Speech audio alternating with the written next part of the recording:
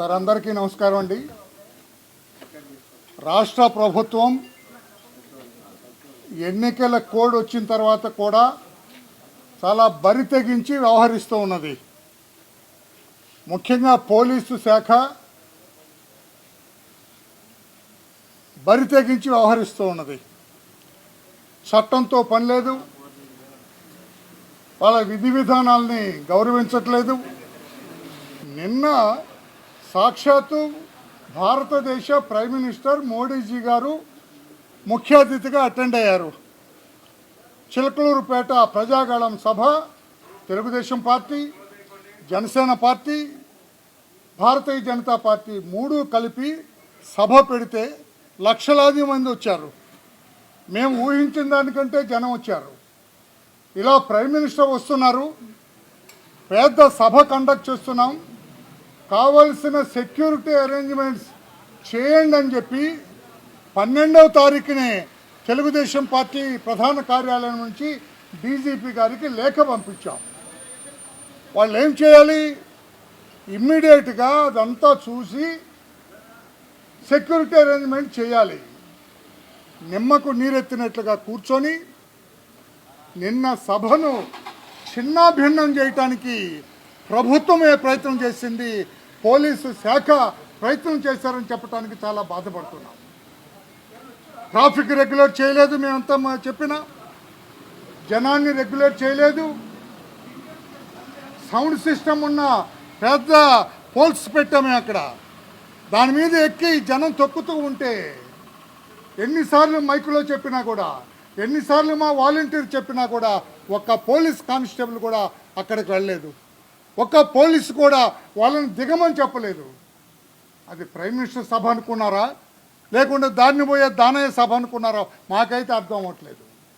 సాక్షాత్తు prime minister గారే ప్రోటోకాల్ను కూడా ఉల్లంఘించి ఆయన మైక్ దగ్గరకు వచ్చి ఆయన రిక్వెస్ట్ చేశారు, హిందీలో, ఇంగ్లీష్లో, తెలుగులో కూడా, మీ ప్రాణాలు చాలా ముఖ్యం మాకు, కరెంటు తీగలు ఉన్నాయి పైన, మీరు ఆ ఎక్కిన వాళ్ళందరూ దిగండి అని చెప్పి ఆయన చేతులెత్తి నమస్కారం చేసి కోరాల్సి వచ్చింది. నేను అడుగుతున్నా ఈ రోజున డీజీపీ గారిని, మీరు డీజీపీగా అర్హత ఉందా మీకు?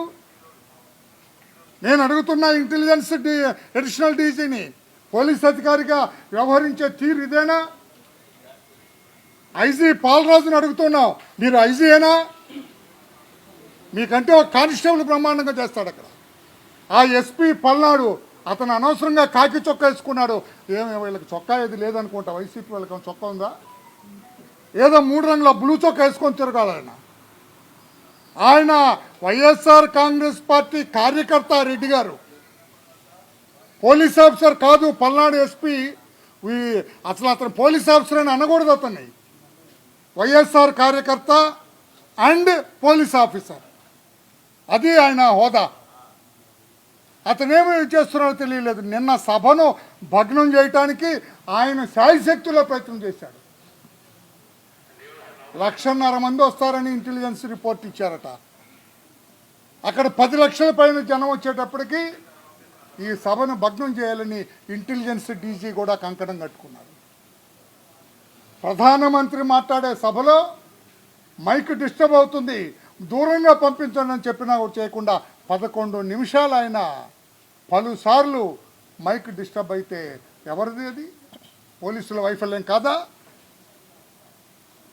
పోలీసుల చేతకాంతనం కాదా? పోలీసుల అసమర్థత కాదా? అసలు రాష్ట్రంలో పోలీస్ శాఖ ఉందా, నిద్రపోతుందా అని చెప్పి నేను అడుగుతున్నాను. అసలు డీజీ అయినా మీరు? డీజీ అని చెప్పుకున్న అర్హత ఉందా మీకు? సిగ్గుమాలిన వ్యవహారం. ఆయన అంట జగన్మోహన్ రెడ్డి ప్రభుత్వం పడిపోతే ఈయన రాజీనామా చేసిపో, అప్పుడు దాకేందుకు, ఇప్పుడే వెళ్ళిపో. ఎటు ఆయన 30 రోజులు 35 రోజులు వెళ్ళిపోతాడు ఆయన. జగన్మోహన్ రెడ్డి ఓడిపోతే డీజీ గారు వాలంటరీ రిటైర్మెంట్ పెట్టి వెళ్ళిపోతాడంట, ఇంటెలిజెన్స్ డీజీ వెళ్ళిపోతాడంట, ఆ పిఎస్ఆర్ ఆంజనేయులు. ఈ పల్నాడు ఎస్పీ ముందే పారిపోతాడు. మీరందరూ పోలీస్ ఆఫీసర్లండి, ప్రజలను రక్షించే వాళ్ళని మీరు, ప్రజాస్వామ్యాన్ని కాపాడే వాళ్ళని మీరు. జగన్కు సేవ చేయటంలో, ఈ రోజున రాష్ట్ర ప్రభుత్వానికి సేవ చేయటంలో పునీతులవుతున్నారు తప్పితే ప్రజా సంక్షేమాన్ని చూడటంలో కాదు అని చెప్పి కూడా తెలియచేస్తున్నాం. అందుకే మేము మొత్తం ఆధారాలతో సహా ఈ రోజున చీఫ్ ఎలక్టరల్ ఆఫీసర్ మీనా గారిని కలిశాము. ఆ నలుగురు అధికారులు ఉండటానికి వీలేదు. నలుగురు అధికారుల మీద DG Rajendranath Reddy, intelligence additional DG mister PSR Anjaneyulu, IG Guntur range mister Paulraj, YSR Congress కార్యకర్త ఎస్పీగా పనిచేస్తున్న ఆ శివశంకర్ రెడ్డి, ఆర్ రవిశంకర్ రెడ్డి, పల్నాడు ఎస్పీ, ఈ నలుగురి మీద కూడా సివియర్ యాక్షన్ తీసుకోవాలి. ఇమ్మీడియట్ కావాలని వాళ్ళు ఉన్న పొజిషన్లో నుంచి తొలగించాలి. ఎన్నికలకు సంబంధించిన ఏ డ్యూటీ కూడా నలుగురికి ఇవ్వటానికి లేదు. ఎన్నికలు సజావుగా సాగాలనుకుంటే ఆ నలుగురిని వెంటనే ఎన్నికల విధుల నుంచి, ప్రజెంట్ పొజిషన్ నుంచి తొలగించాలని చెప్పి కూడా రిపోర్ట్ ఇవ్వటం జరిగింది. ఇప్పటికే చాలా రాష్ట్రాల్లో ఇటువంటి వాళ్ళందరినీ కూడా ఎలక్షన్ కమిషన్ తొలగించడం జరిగింది. వెంటనే within A day or two, 1-2 రోజుల్లోనే ఈ నలుగురు అధికారులను కూడా వారి వారి విధుల నుంచి తొలగించి ఎన్నికలు సజావుగా సాగవు. ఈ నలుగురు ఉంటే ఎన్నికలు సాగవు. జగన్మోహన్ రెడ్డికి భజన చేస్తారు వీళ్ళు. జగన్మోహన్ రెడ్డి గెలవాలని శాయశక్తిలో ప్రయత్నం చేస్తారు. అవసరమైతే వీళ్ళు దొంగోట్లు కూడా వేసేటట్టున్నారు. నలుగురు దొంగోట్లు వేయించేటట్టుకున్నారు నలుగురు దగ్గరుండి.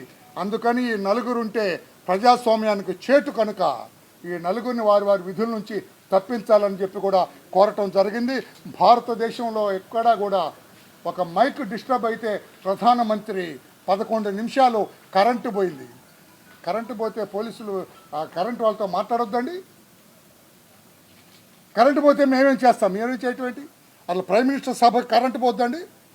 అరే జగన్మోహన్ రెడ్డి ఆకాశంలో వెళ్తే రోడ్డు మీద ఫన్నీ పోలీస్ రోడ్డు మీద కూడా ట్రాఫిక్ రెగ్యులేట్ చేస్తారు. సినిమాలో చేసినట్టు ఆకాశంలో పోతే కిందోడు ఏం చేస్తారండి? రోడ్డు మీద కూడా ట్రాఫిక్ రెగ్యులేట్ చేస్తే ఫన్నీ పోలీస్. ప్రధానమంత్రి వస్తే మీరు చేయరా? కరెంటు పోతే మీరు పట్టించుకోరా? మైకు అక్కడ ఆ సౌండ్ సిస్టమ్ పెట్టిన దగ్గర తొక్కుతున్నారంటే మీరు రెగ్యులేట్ చేయరా? 1,00,000 మంది రోడ్ల మీద ఉన్నారు. మా వాళ్ళ బస్సుల్లోనే కూర్చొని ఉన్నారు. ఈ పోలీసుల అసమర్థత వల్ల, ఈ పోలీసుల చేతకంతనం వల్ల 1,00,000 మంది రోడ్ల మీద ఉన్నారు. బస్సు దిగి వెన్నులోకి వెళ్ళలేకపోయారు. 2-3 కిలోమీటర్ల దూరంలో ఆపేశారు బస్సులన్నీ కూడా. అందుకని ఈ అసమర్థ పోలీస్ అధికారులు నలుగురిని తొలగించాలని కోరటం జరిగింది. అన్ని సాక్ష్యాలు విన్నారు, అన్నీ చూపించాము ఆయనకి. తప్పకుండా యాక్షన్ తీసుకుంటున్నారు కనుక మీ అంతటి మీరే గౌరవంగా ఈ నలుగురు అధికారులు కూడా తొలగిపోవాలి. ఎలక్షన్లు అయ్యేంత వరకు ఎక్కడ ఫోకల్ పొజిషన్లో వీళ్ళు ఉండటానికి వీలేదని చెప్పి కూడా మేము అక్కడ డిమాండ్ చేశాం. Thank you.